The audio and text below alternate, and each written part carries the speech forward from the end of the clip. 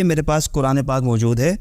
सूरह माइदा की आयत नंबर 117 के अंदर हज़रत ईसा अलैहिस्सलाम अल्लाह रब्बुल इज़्ज़त से क्या फरमा रहे हैं, मैं आपको बताता हूँ। मा क़ुल्तु लहुम इल्ला मा अमरतनी बिही अन अअबुदुल्लाह रब्बी व रब्बकुम व कुन्तु अलैहिम शहीदन मा दुमतु फीहिम फलम्मा तवफ़्फ़यतनी कुन्त अंतर रक़ीब अलैहिम व अंत अला कुल्लि शैइन शहीद।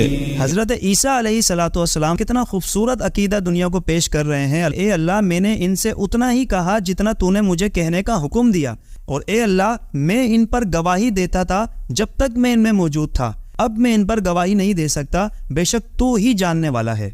तो गोया अल्लाह की राह में शहीद हो जाने वाले जब दुनिया से रुखसत हो जाते हैं, कुरान हमें यह अकीदा देता है कि शहीद बेशक जिंदा है लेकिन दुनिया से जा चुके हैं, तो अब दुनिया के किसी मामलात में वो नजर सानी नहीं कर सकते।